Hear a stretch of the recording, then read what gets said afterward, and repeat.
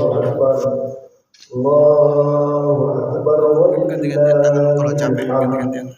Innal hamdalillah nahmaduhu wa nasta'inuhu wa nastaghfiruh wa na'udzu billahi min shururi anfusina wa sayyiati a'malina. Man yahdihillahu fala mudilla lahu wa man yudlil falan tajid lahu waliyyan mursyida. Asyhadu an la ilaha illallah wa asyhadu anna Muhammadan abduhu wa rasuluh. Ya man raditu billahi rabba wa bil islam dinan wa bi Muhammadin nabiyyan wa rasulah. Usikum bi nafsi bi taqwa subhanahu wa ta'ala wa qad faza al-muttaqun. Qala Allah subhanahu wa ta'ala fil Qur'an al-'azim ba'da billahi samil 'alim minasyaitonir rajim. Ya ayyuhalladzina amanu taqullaha haqqa tuqatih wa la tamutunna illa wa antum muslimun. Ya ayyuhan nasu taqu rabbakum alladzi khalaqakum min nafsin wahidah wa khalaqa minha zawjaha wa batha minhuma rijalan katsiran wa nisaa'a wattaqullaha alladzi tasaaluna bihi wal arham innallaha kana 'alaykum raqiba. Amma ba'd fa inna asdaqal hadithi kitabullah wa khairul huda huda Muhammadin sallallahu alaihi wasallam wa syarrul umuri muhdatsatuha wa kullu muhdatsatin bid'ah. Amma ba'd. Masyaallah muslimin, sidang jamaah Jumat, sidang jamaah Id yang dirahmati oleh Allah Subhanahu wa taala. Alhamdulillah, kita bersyukur kepada Allah Subhanahu wa taala di mana pada hari ini kita semua hadir di tempat ini untuk melaksanakan salat Idul Fitri, di mana sebulan penuh kita berjuang berletih-letih semuanya karena Allah Subhanahu wa taala.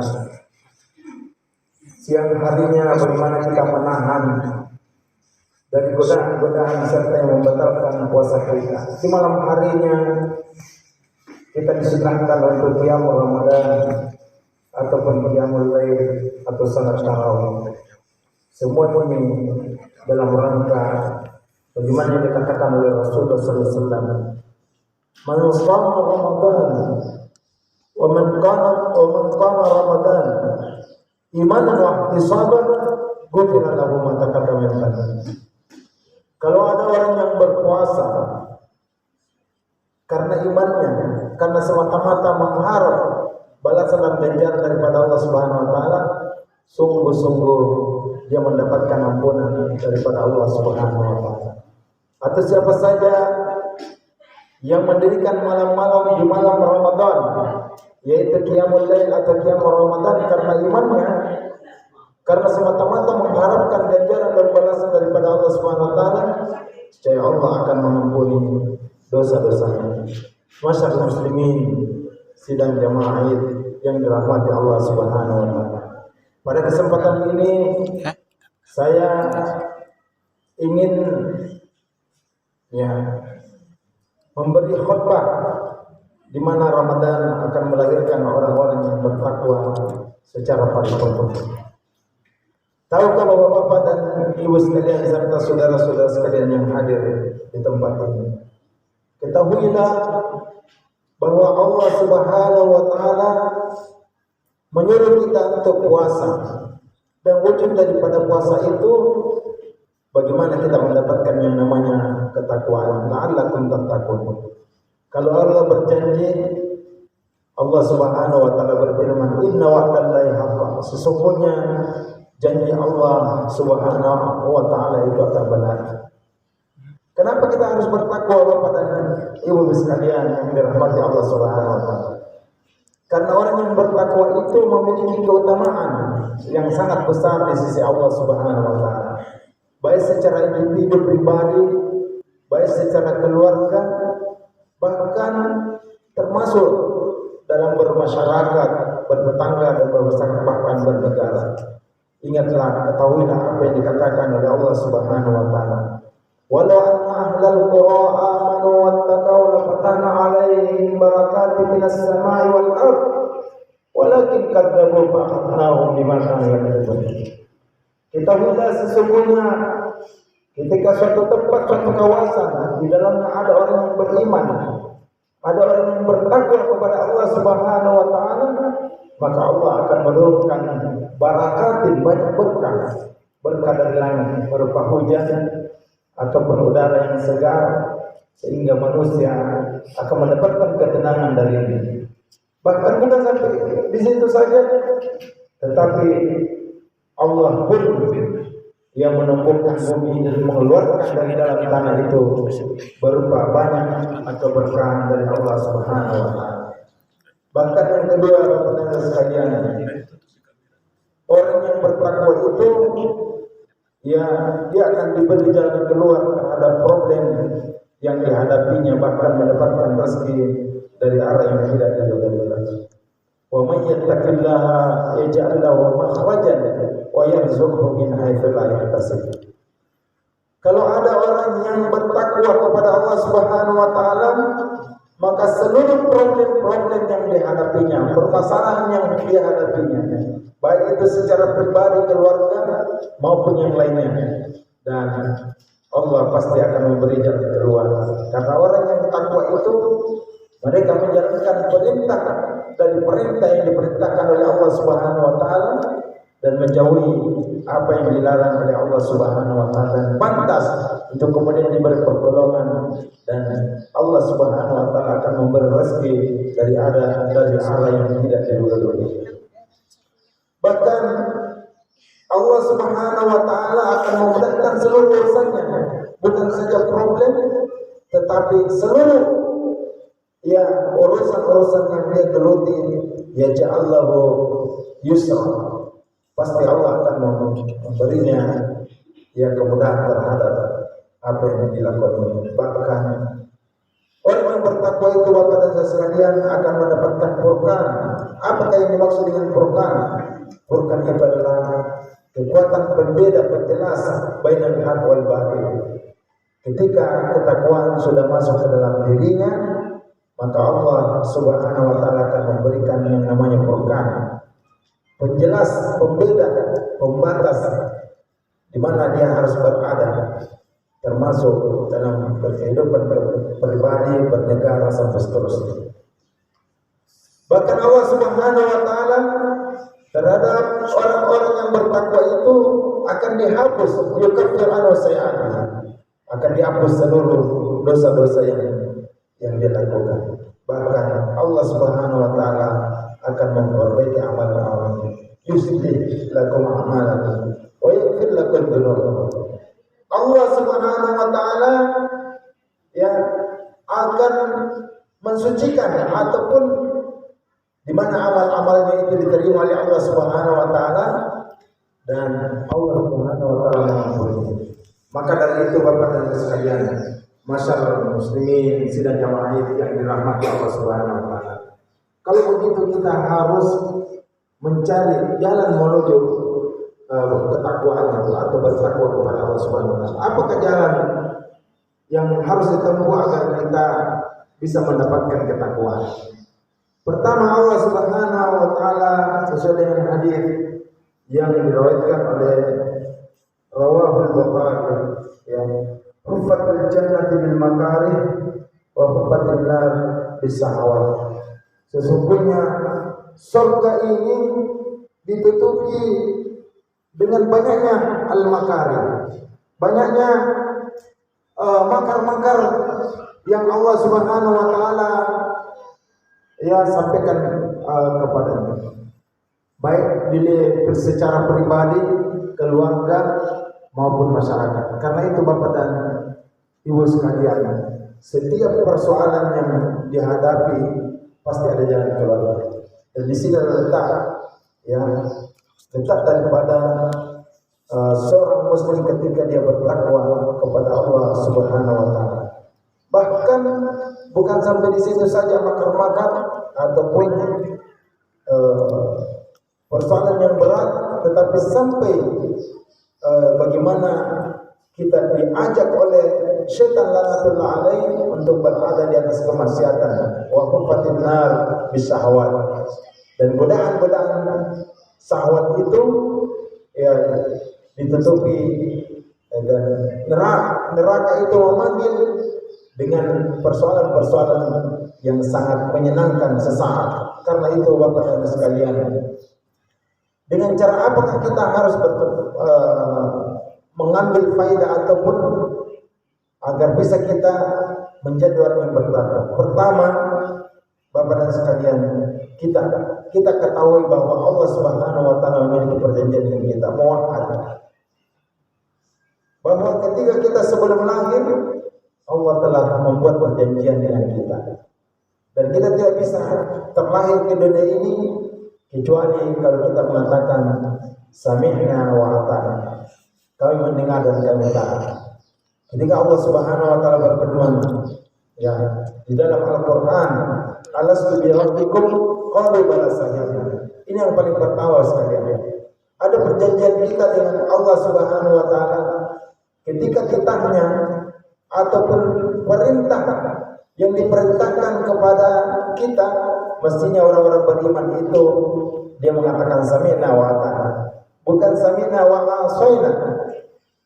Tapi kita mengatakan kami mendengar dan kami taat, bukan kami mendengar tapi kami semakin menjauh. Yang kedua, Bapak dan sekalian, perjanjian yang kedua itu bahwa diperintahkan untuk kemudian beribadah kepada Allah Subhanahu wa taala dengan benar. Karena Allah Subhanahu wa taala berfirman, "Wa ma khalaqtul jinna wal insa illa liya'budun." Tidak diciptakan jin dan manusia itu kecuali untuk beribadah kepada Allah Subhanahu wa taala. Masyaallah muslimin sidang jamaah yang dirahmati Allah Subhanahu wa taala. Di samping muahadah, Bapak dan Ibu sekalian, kita harus menjadi orang yang muraqabah. Bagaimana Allah Subhanahu wa taala memiliki malaikat-malaikat sebagai pengawas yang senantiasa melekat kepada kita. Sehingga orang beriman yang bertakwa itu, Bapak sekalian, dia sangat takut kepada Allah Subhanahu wa taala. Bahkan Rasulullah SAW menyampaikan, "Ittaqillah haitsu ma kuntum." Hendaklah kau bertakwa di mana saja kau berada. Di rumah kita, di pekerjaan kita yang sedang kita geluti, atau apapun aktivitas kita, selama kita bertakwa, di situ adalah jalan untuk bagaimana Allah Subhanahu wa taala senantiasa mengawasi kita. Dan ketahuilah Bapak dan sekalian, dalam hadis yang saya sebutkan, apabila kamu tidak melihat Allah, niscaya Dia akan melihat kamu. Ya. Yang ketiga, Bapak dan sekalian, untuk menuju takwa, menjadi orang yang bertakwa, agar menjadi orang yang paripurna dalam kehidupan ini, maka yang ketiga adalah dia senantiasa ada muhasabah. Bahwa seluruh pekerjaan-pekerjaan yang digelutinya itu, seluruh persoalan-persoalan yang ada padanya, semua harus ada hisab, ada muhasabah. Sebelum bekerja, sementara bekerja dan sesudah bekerja. Kenapa sekalian? Karena nanti dari kemudian manusia ini tidak akan bisa melangkah sedikit pun satu langkah ke depan kecuali dia akan ditanya tentang 4 masalah. Anil arba. Pertama, tentang umurmu. Itu apa kau habiskan umurmu? Yang kedua adalah ilmumu. Ilmu yang kau peroleh, apakah dia bermanfaat kepadamu? Karena semakin bertambah ilmu, semestinya kita semakin takut kepada Allah Subhanahu wa taala. Karena kata Allah Subhanahu wa taala, "Innama yakhshallaha min ibadihi ulama." Hanya saja orang yang takut kepada Allah itu adalah orang yang memiliki pengetahuan, seorang alim mengetahui sesuatu itu. Kemudian yang ketiga sekalian, bagaimana kita bermuhasabah terhadap harta-harta yang Allah berikan kepada kita.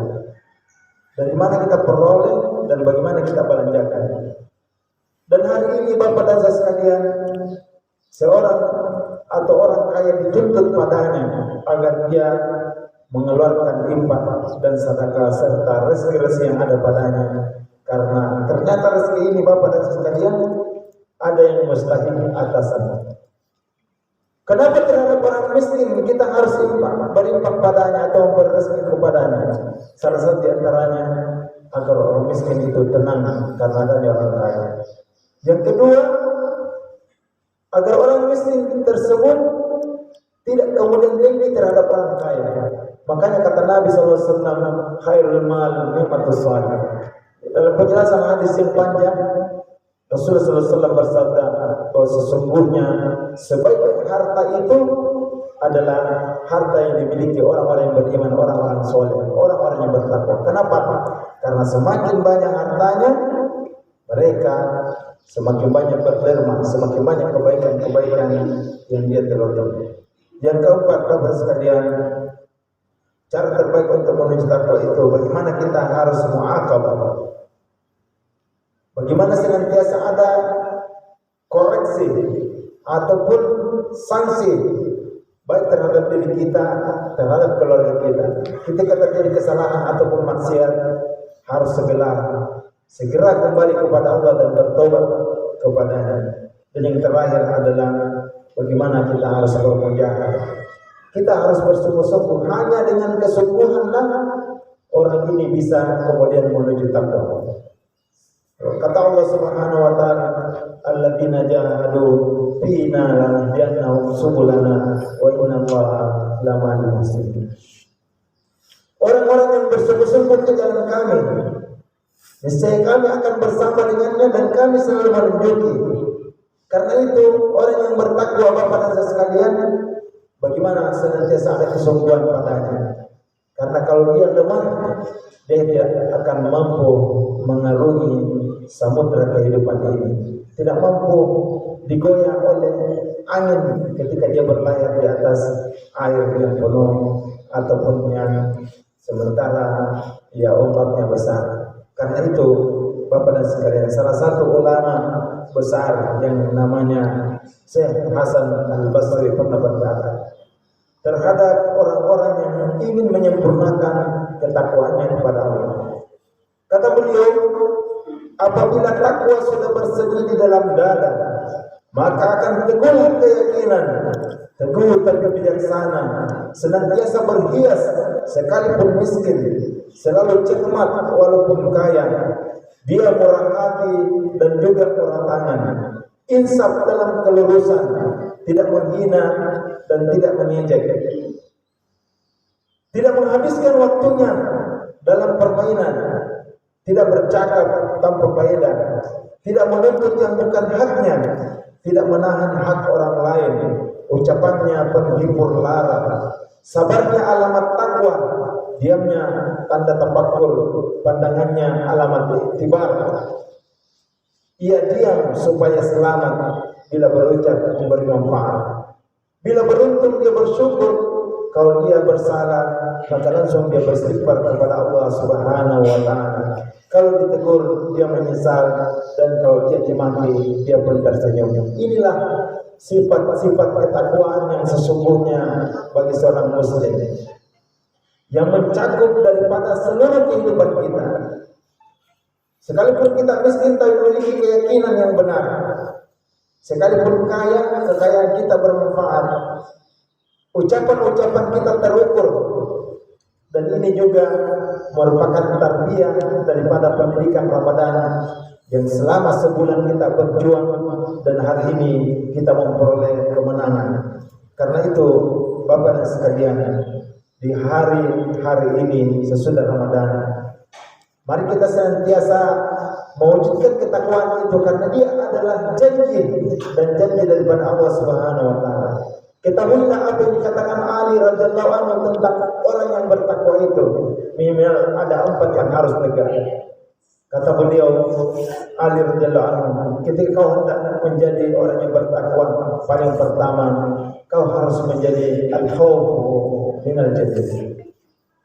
Orang yang bertakwa itu nanti dia sempurna, paripurna ketakwaannya kalau yang dia takuti hanya kepada Allah. Dia memiliki akidah yang benar, sahihul akidah, ya, ataupun sahihul ibadah. Dia benar ibadahnya. Dia adalah abidul muttabi', hamba Allah yang banyak beribadah tetapi mengikuti sunnah dan sunnah Rasulullah sallallahu alaihi wasallam. Betapa banyaknya orang yang melakukan ibadah tetapi tidak diterima oleh Allah Subhanahu wa taala. Karena Nabi mengatakan dalam hadis yang sahih dari Aisyah radhiyallahu "Man 'amila 'amalan laisa lahu amruna fa huwa radd." Kalau ada orang yang beribadah, beramal tapi tidak pernah dicontohkan oleh Rasulullah, tidak pernah diperintahkan oleh Rasulullah sallallahu alaihi wasallam, maka hal itu kemudian menjadi sia-sia atau tertolak. Yang kedua kata beliau, sesudah orang itu hanya takut kepada Allah, berakidah yang benar, matinul khuluq, akhlaknya baik, maka yang kedua nanti dia menjadi orang yang bertakwa ketika beramal bitanzil.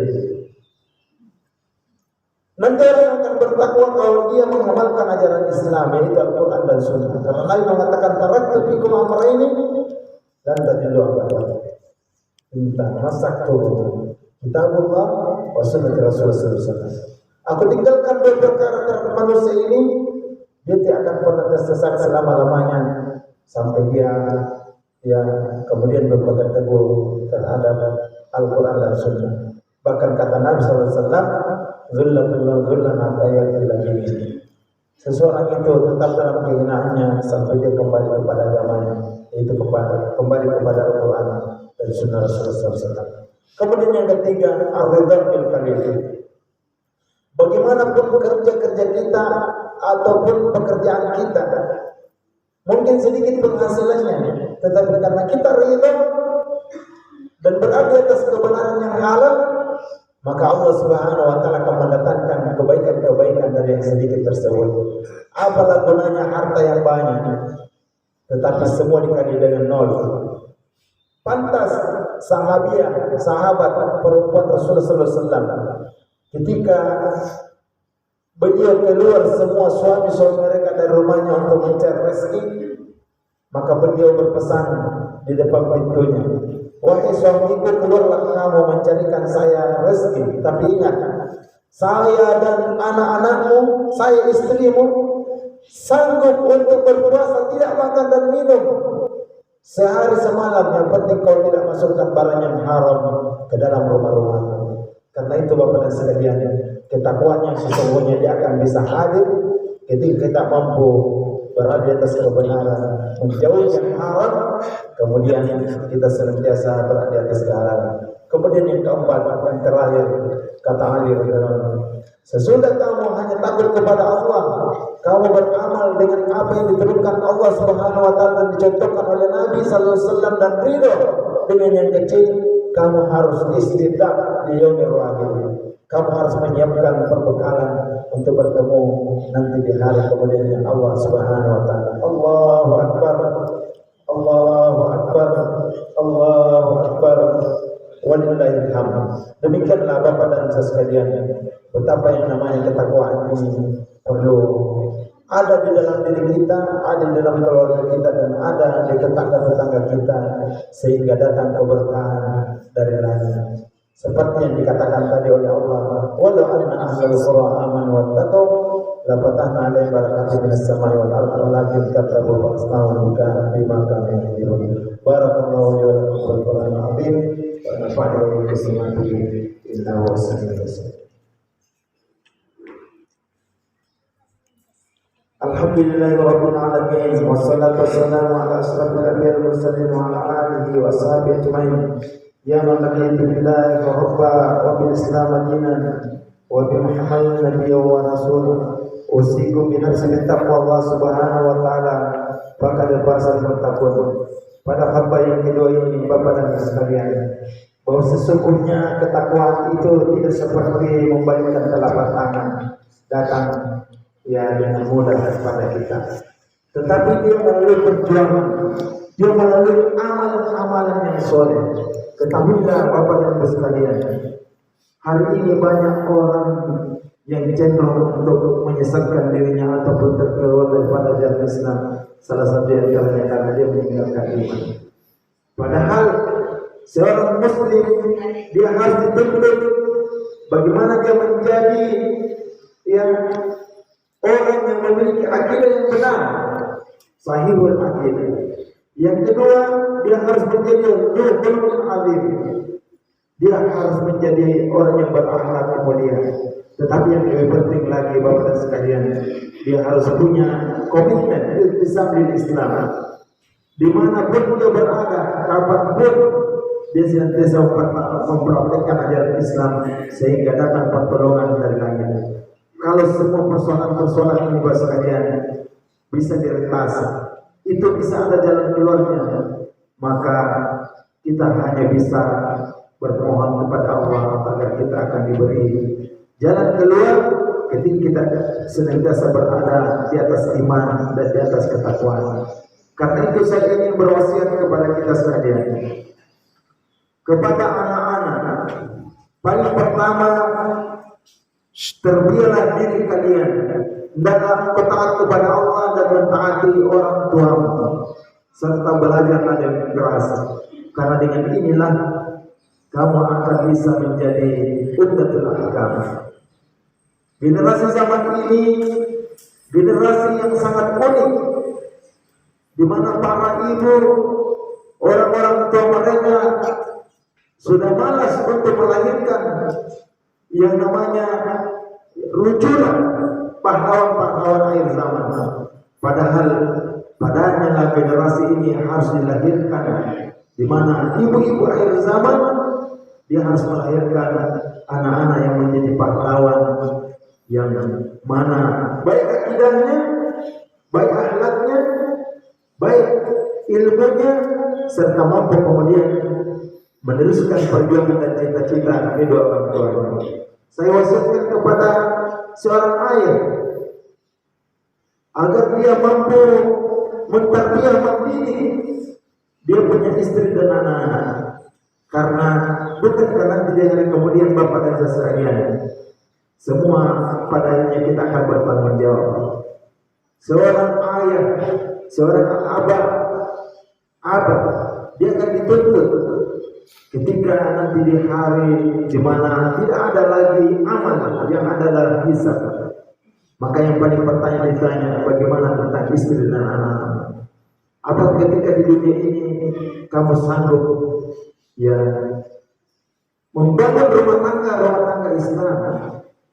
Istrimu apakah menutup aurat mereka?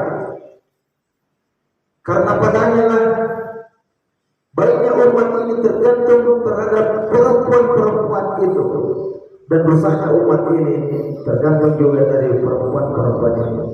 Maka saya wasiatkan kepada seorang abah, seorang ayah, bukankah Allah Subhanahu wa taala berfirman bahwa a'udzubillahi minasyaitonir rajim, ya, yauma la yanfa'u malun wala banun illa man atallaha biqalbin salim.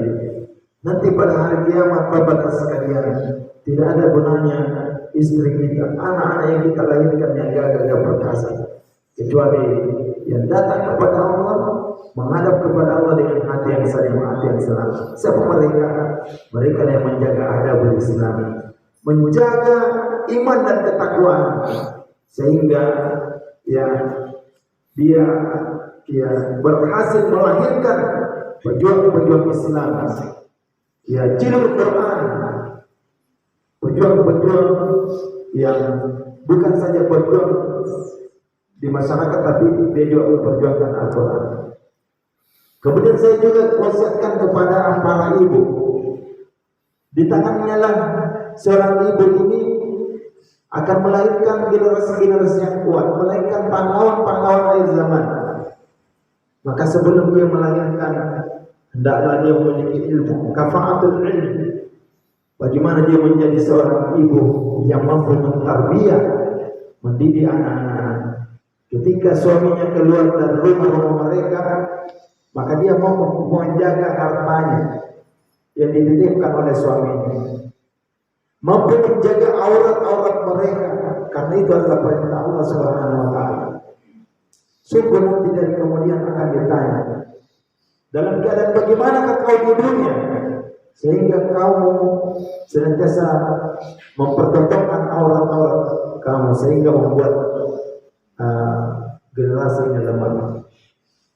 Kemudian yang ketiga, jadilah seorang pendidik yang mendidik generasi zaman ini, minimal menanamkan akhlak, menanamkan perjuangan agar generasi Islam ini akan memimpin kejayaan Islam kali kedua. Bukankah Rasulullah SAW menasihatkan jatuhnya umat, runtuhnya umat ini itu disebabkan karena pendidikan dari seorang ibu tidak lagi seperti pendidikan sahabiah yang mana anak-anak mereka ditarbiyah dengan kesederhanaan, hidup dalam keadaan darurat sekalipun dia kaya, dia sangat cermat. Tetapi kalau dia memang hidup dalam kemiskinan, dia tetap dalam kesabarannya dan tetap mandiri. Pada akhirnya Bapak Ibu sekalian, saya ingin juga menasihati para pemimpin-pemimpin yang ada di negeri ini. Kita mengenal bahwa apa yang dikatakan oleh Rasulullah SAW, kullukum ra'in wa kullukum ra'iyyan mas'ulatan 'an ra'iyatihi. Semua kamu adalah pemimpin dan akan ditanya tentang kepemimpinan. Kalau hari ini Anda memimpin bangsa yang besar ini, yang di dalamnya semua kebutuhan manusia ada di dalamnya, lautnya, tambangnya, pohon-pohonnya, manusianya yang banyak, maka Anda akan dituntut dan kemudian kalau itu semua disalahgunakan. Ketahuilah bahwa kepemimpinan itu mahal. Dan kata Rasulullah SAW, kaifa takunu yallakum Allah, bagaimanapun keadaan, begitu juga keadaan pemimpin yang akan datang. Kenapa? Karena pemimpin itu terdiri dari person-person, orang per orang. Maka baiknya orang per orang, maka baik juga akan datang pemimpin yang akan datang. Pada akhirnya mari kita berdoa dan berselawat kepada Rasulullah SAW. Semoga di hari fitri ini, di hari yang bahagia ini, tidak ada lagi orang-orang miskin yang mengeluh, yang terasa sakit di perutnya karena seorang kaya tidak memberi harta yang ada di tangannya. Kita tidak ingin lagi ada melihat peminta yang ada di jalanan, karena itu adalah tanggung jawab dari kepemimpinan, khususnya para pemimpin bangsa ini. Kita tidak ingin melihat lagi ada orang-orang dari luar negeri yang masuk ke dalam negeri untuk mengambil harta benda yang ada di negeri ini, karena dia adalah perjuangan bangsa yang mulia ini terdiri dari orang-orang Islam dan para ulama yang semua tetes darahnya, semua keringatnya, semua tangisannya yang akan dipertanggungjawabkan oleh pemimpin itu. Karena itu Kiai Haji Ahmad Dahlan pernah berkata, Islam ini memang tidak akan pernah musnah di muka bumi, akan tetapi dia tidak akan mustahil, dia akan hilang di dalam diri kita, dia hilang dalam keluarga kita dan hilang di dalam masyarakat kita. Allahu Akbar, Allahu Akbar, walillahilhamd. Padahal mari kita berdoa dan bersalawat kepada Rasulullah SAW. Allahumma salli ala Muhammad wa ali Muhammad, kama shallaita ala Ibrahim wa ali Ibrahim, wa barik ala Muhammad wa ali Muhammad, kama barakta ala Ibrahim wa ali Ibrahim, innaka Hamidum Majid. Allahumma iyyaka na'budu wa iyyaka nasta'in, faghfir lana jami'a dhunubanna innaka antat tawwabur rahim. Allahumma aslih lana dinana ala ismati amrina, wa aslih lana dunyana allati fiha ma'ashina, wa aslih lana akhirata allati ilayna ma'aduna, waj'al hayata ziyadatan lana fi kulli khair, waj'al mauta rahatan lana min kulli sharr rahmatika ya arhamar rahimin. Rabbana zalamna anfusana in taghfir lana wa tarhamna lanakunanna minal khasirin. Allahumma arinal haqqa haqqan warzuqna ittiba'ah, wa arinal batila batilan warzuqna ijtinaba bi rahmatika ya arhamar rahimin. Rabbana atina min ladunka rahmatan wa hab lana min amrina rashada. Rabbana atina fid dunya hasanah wa fil akhirati hasanah wa qina adzabannar. Wa sallallahu ala Muhammadin wa ala alihi wasallam walhamdulillahi rabbil alamin. Assalamualaikum warahmatullahi wabarakatuh. Waalaikumsalam. Taqabbalallahu